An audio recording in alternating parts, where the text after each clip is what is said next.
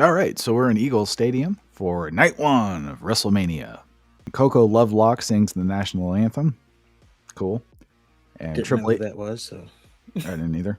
Triple H comes out and does the introductions, and it's historic because this is the first WrestleMania without Vincent Kennedy McMahon.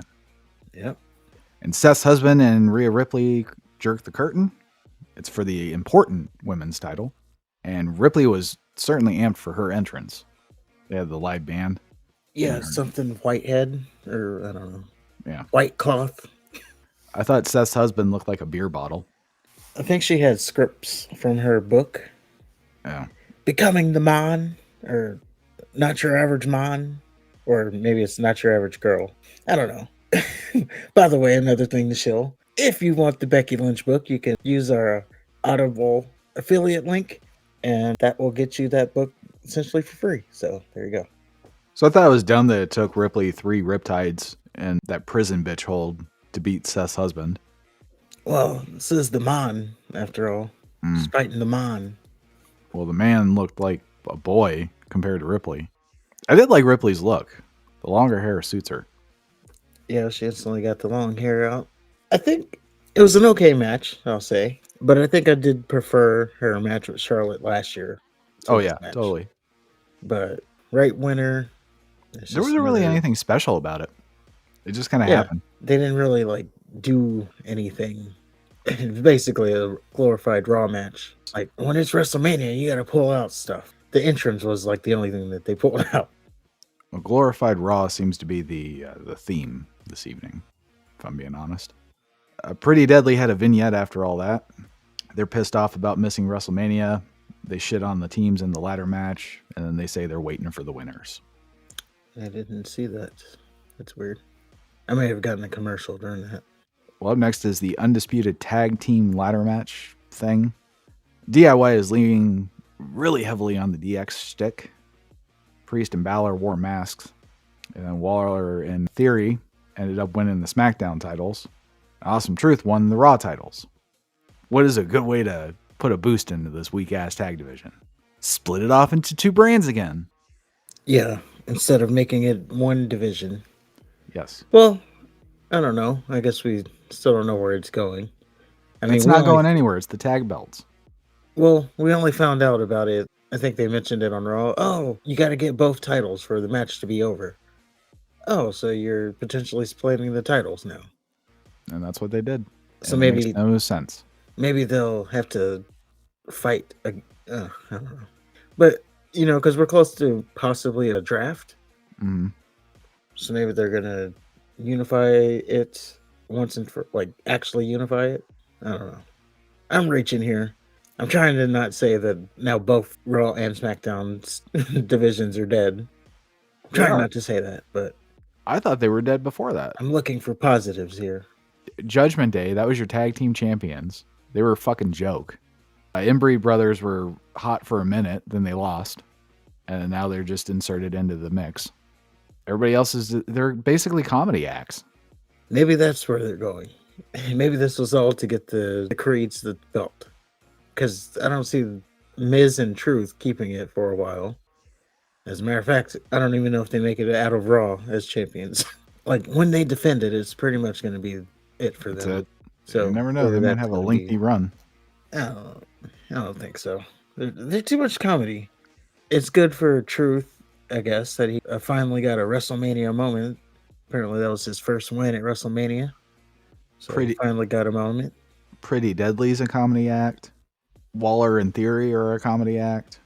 The Lesbian and Tyler Bate are a comedy act. The Inbreed Brothers are a comedy act. They're all comedy acts. DIY. New Day.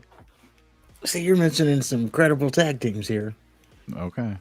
That tag division's going to be banging, as the kids would say. You're also the one that said that Karrion Kross is going to do gangbusters with his new group. I said I was out, but I'm starting to come back around on him. You're back on the denial train. Let me hear the reaction tomorrow. If he gets a reaction, we might be on to something.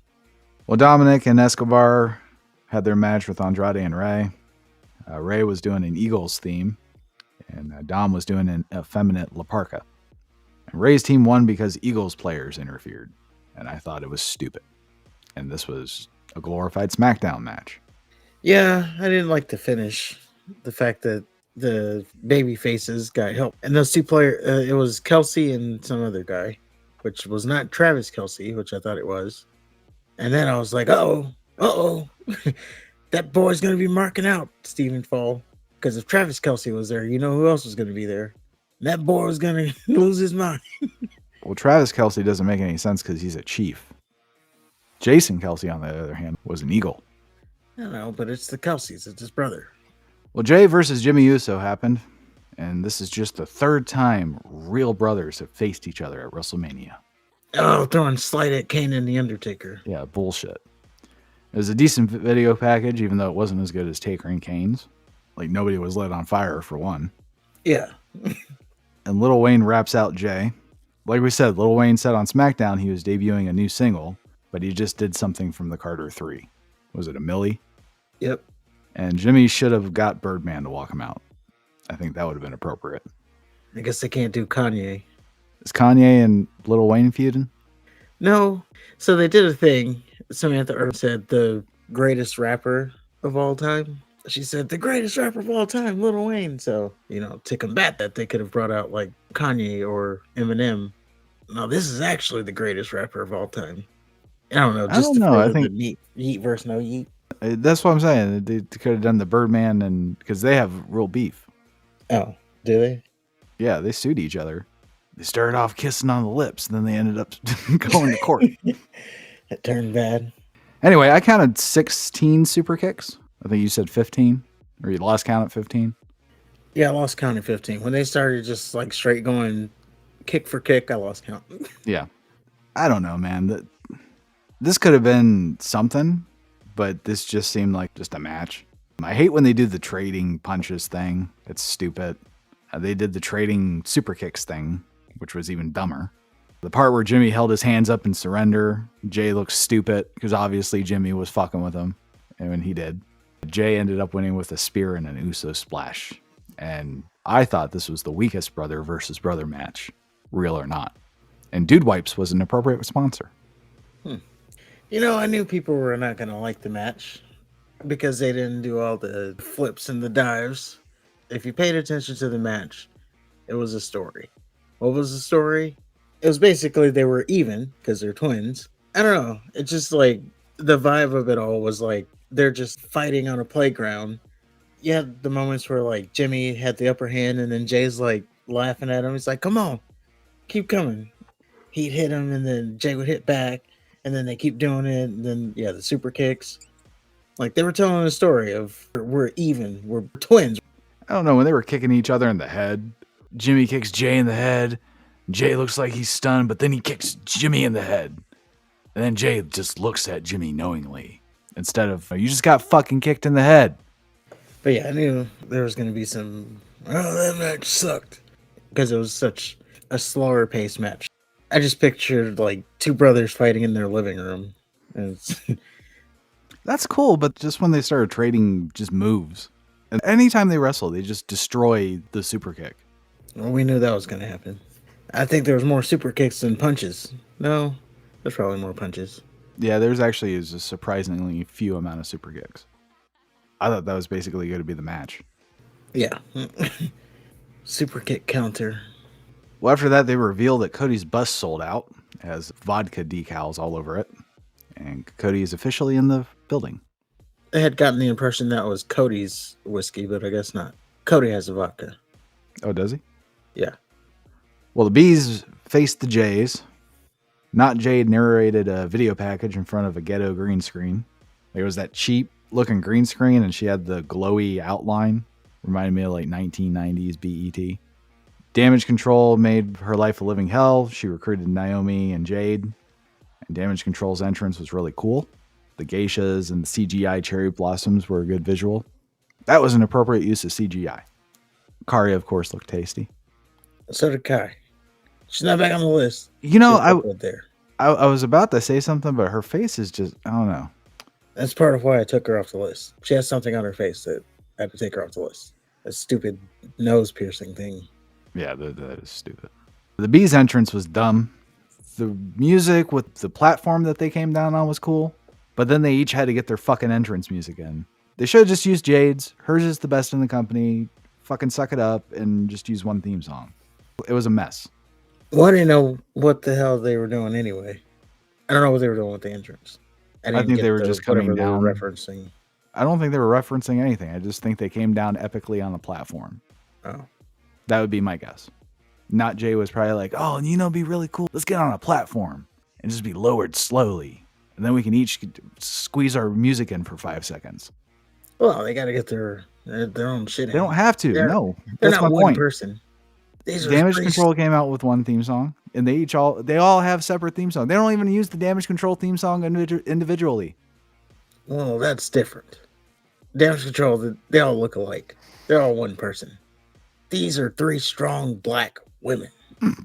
At least half. These are 3 individually strong black women. And 1.5. Because Naomi is not strong. She is kind of the one out of the place there.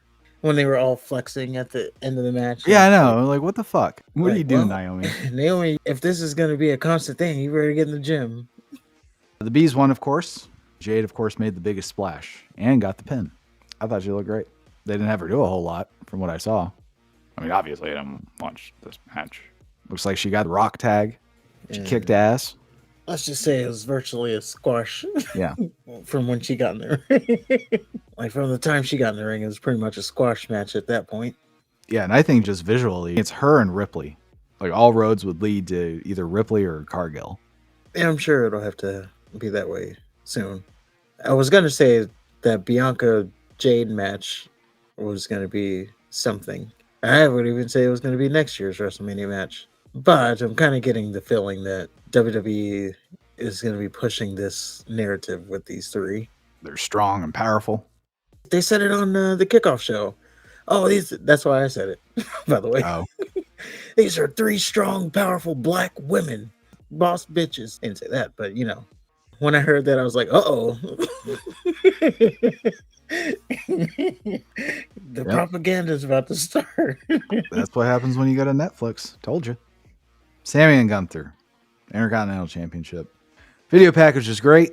Gunther said the Intercontinental title traveled 40 years across the world just to end up on his shoulder, and it's never going anywhere.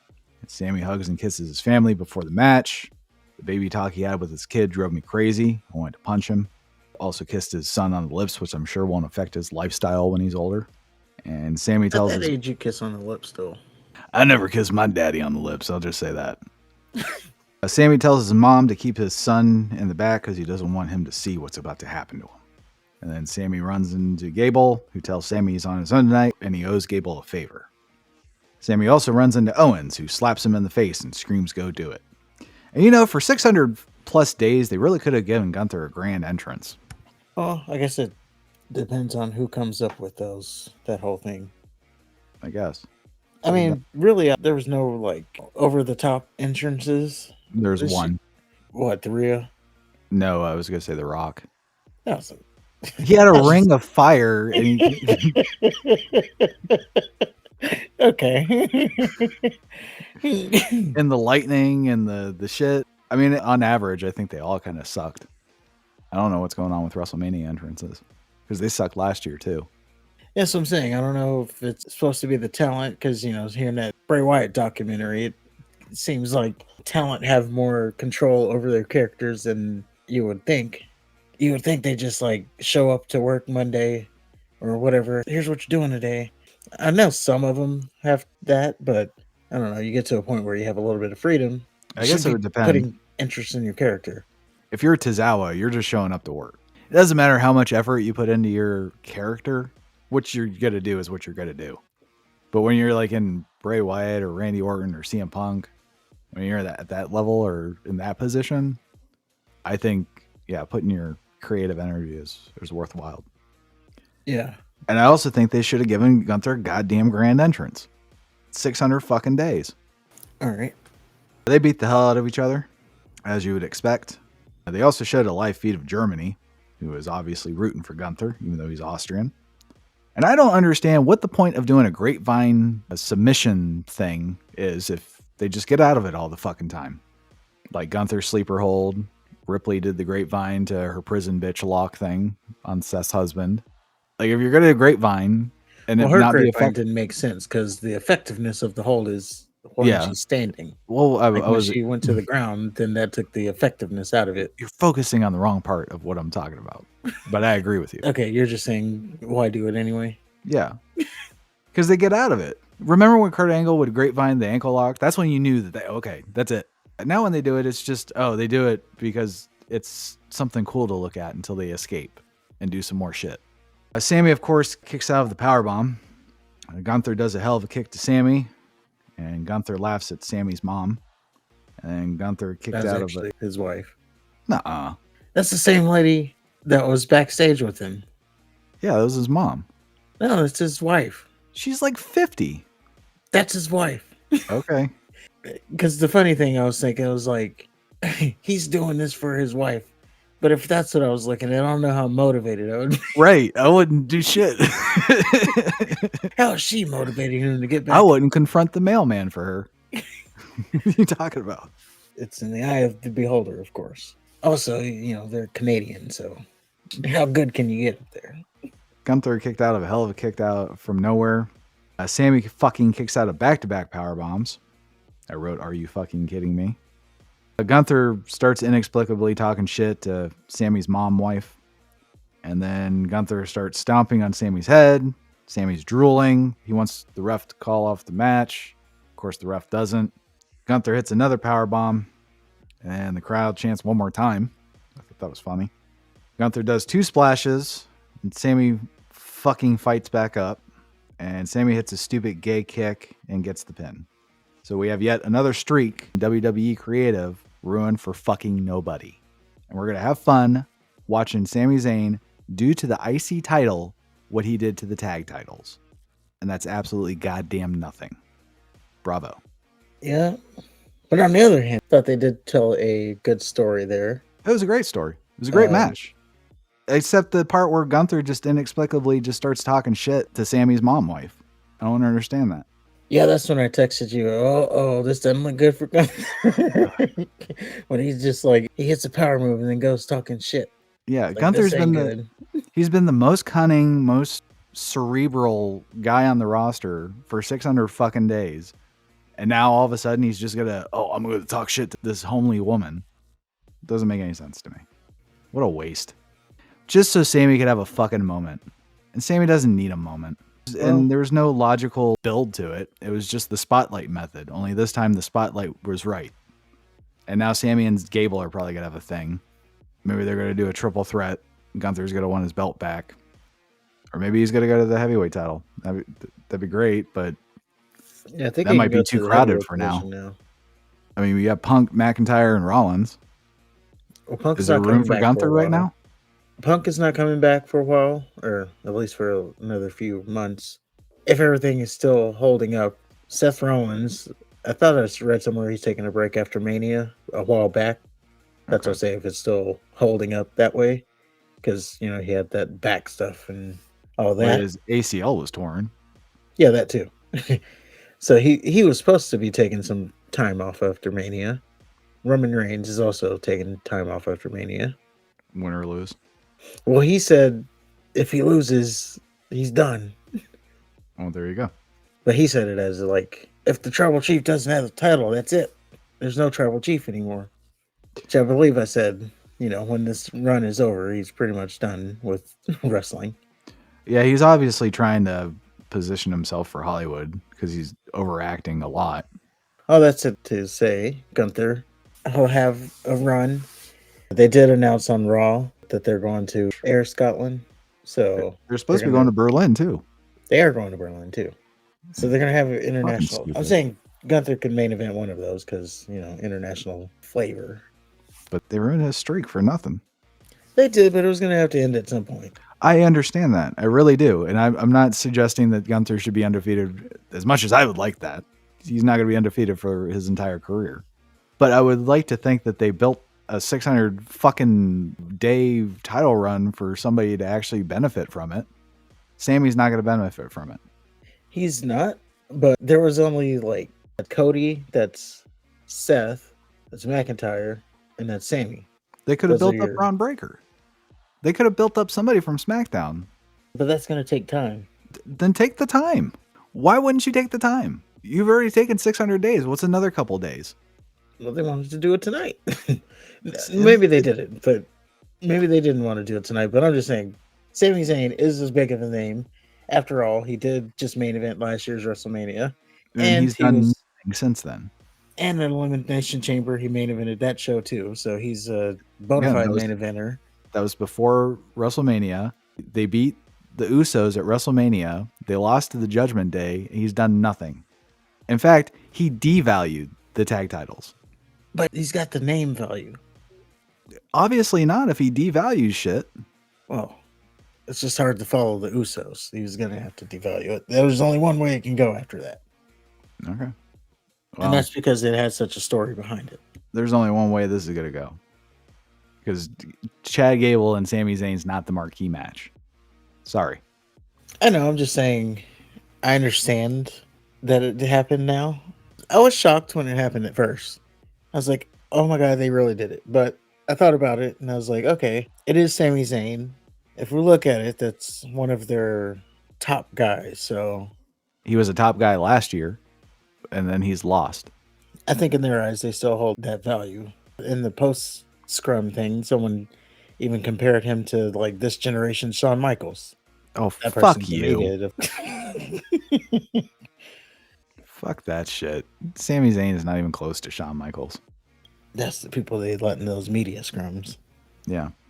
Well, Gunther could have wrestled Brock Lesnar this year, but instead he lost a fruitcake. Because Brock Lesnar likes pee. That's why. Because Brock Lesnar likes pee. He ruined everything. Well, Aldis and Pierce ran their dick lickers. After that, they celebrate how many people came to watch this piece of shit. And they can get 70,000 people in the building, but they can't properly book a fucking streak. Well, they know how to do something. So Rhodes and Rollins versus Reigns and The Rock is next. And can't Rollins just for once dress like he enjoys pussy? I was schooled on the fact that that was like a regal thing overseas. Apparently that was a masculine suit thing. If you I said, but it has a train. It has the shoulder thing. The shoulder thing was like bigger than his entire body. Yeah, he couldn't even. He's just standing there with his fucking train and his shoulder thing and his sparkles. Well, you got two serious looking Samoans. Rock's entrance was fine. The lightning and the lights and the fire, the ring of fire. A new title that he got last night. I was really confused about that. I was really angry.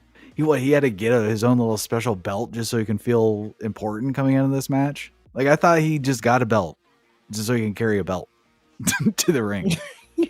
I'm all mad. And then finally Michael Cole, Layla Ali gave it to him. Like, okay, it makes sense. Still stupid, but it makes sense. At least my scenario didn't play out. Create a $1 million championship. Yeah. People were joking online. Oh, Damian Priest is going to cash in on that title. I wrote, seriously, what the fuck is Rollins wearing? I thought it'd be funny if Rollins F5 Cody during the introductions because it was kind of laid out like the Brock turn. It starts off with, I'd say, Rollins and Cody showing that, yeah, they can hang with Rock and Roman. Maybe they weren't quite ready for that, but of course, the numbers game. The fact that Rock tells the ref that if he fucking counts, he's fucking fired. Don't fuck with the Rock. Yeah, he definitely did have a potty mouth. Yeah, he's like that slow cousin that has Tourette's. Just fuck, motherfucker. He's in character. He's got to cuss. So after fighting in the stands, on the entrance ramp, using various objects, it turns into a regular tag team match again. That's only after Rollins fucks up his knee. And Rock actually got curb stomped. I think the disaster kick is a lot better than the Cody cutter. Should probably get rid of the Cody cutter. Messed it up twice. Yeah. I will say the Superman punch into the Cody cutter was kind of cool. Yeah. I mean, he hit 6 of them. One of them's bound to look good, right? Rollins hit Roman with a frog splash. That only got a 2 count. And Roman gets a curb stomp and a crossroads. but the Rock pulls the ref out of the ring. And Roman hits Cody in the dick, and then he gets a spear, and that's for 2. Roman locks in a guillotine, but Cody fights out. So the Rock trips Cody and grabs his legs before he can get out of Roman's guillotine. So it looks like Cody's fucked. But then Rollins curb stomps Roman. And for some reason, the Rock is tagged in. They would fight like it's a no DQ match, and then just all of a sudden just turn into a regular tag match again. It was really weird. Rock ends up grabbing the Mama Rhodes belt, and he starts talking shit to Mama Rhodes. Says Cody's blood is on it, and her tears are next. Mama Rhodes says, "That's not true. That's bullshit." Cody gets the belt from Rock, but he doesn't use it. And then Cody hits a bionic elbow. Rock goes for his people's elbow, but he eats a Cody cutter. And then Cody goes for a crossroads, but Roman comes with a Superman punch. And then Roman goes for a spear on Cody, but he hits the Rock, which meant nothing. Nothing happened from that. Roman just speared the Rock, and the Rock shrugged it off. He didn't look at him twice. He didn't stutter step.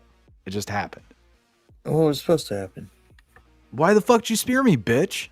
That's supposed to be the start of the rift. No, Don't they want Rock and Roman? Isn't that like the fucking what they want to shove down our throats? Remember when we all rejected Roman and they ended up shoving him down our throats anyway? It was too cool. There was no turns on anybody. I told you they were just like teasing us. Cody and Rollins hit dual pedigrees for 2. I wrote, God damn it. Like at this point, he's getting stupid. And Cody rock bottoms Rock through an announce table.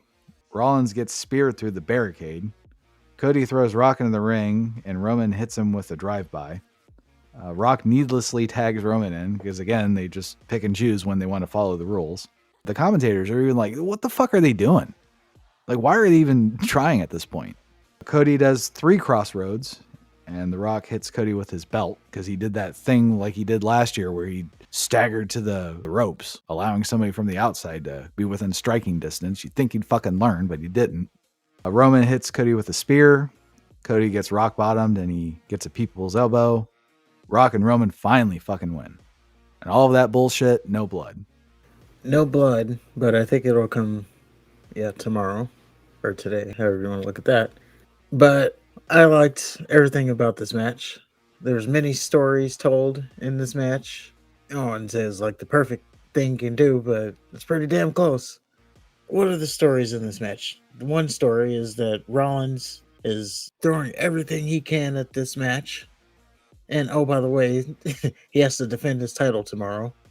And Drew McIntyre, he posted on his social media. He was just like sitting, relaxing, drinking whatever he was drinking, just feet up on the table, cross-legged, watching the match.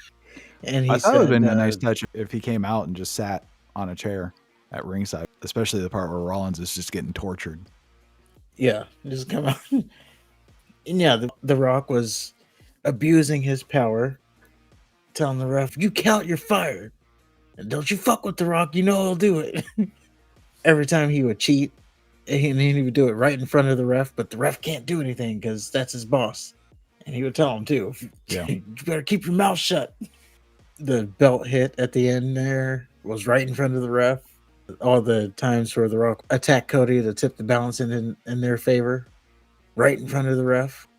So the Rock being the boss throwing his power around, you had that story. You had the story of Cody Rhodes keeps getting close to like overcoming Roman Reigns, but every time there's like something. There's that story. So yeah, everything played into a bigger picture. That being tomorrow. Everybody hitting their finisher 100 times. The inconsistent tag match rule thing. Like either follow the rules or don't. It makes no sense that you would cheat and then all of a sudden just start being concerned about whether or not, especially after telling the ref that you're going to fucking fire him. That especially just took me out of the match. That was way too long. It could have been over 6 or 7 false finishes ago. True. There was definitely false finishes. I was on the edge of my seat for the whole thing. I was at first. I was like, who's really gonna? Well, I don't know. I was nervous for The Rock. Mm-hmm. Like, and he's the final boss. We can't be having him getting hurt if he like does something and gets hurt. Because last time he wrestled, he got hurt. Roman Reigns, Tribal Chief can't get hurt before his big match. Actually, The Rock's the safest one to get hurt because he only has to worry about this match. Well, he's got to show up tomorrow too. Yeah, but he can Hide it. swing a weight belt unless he breaks his arm or something. I was on the edge of my seat, and well, not on the edge of my seat because the outcome was pretty evident, but kind of at the end, just way too much. Well, I guess that's your typical bloodline match. Yeah. On my side, I enjoyed it. I would say from after the Legato match, from that point on, I enjoyed the show.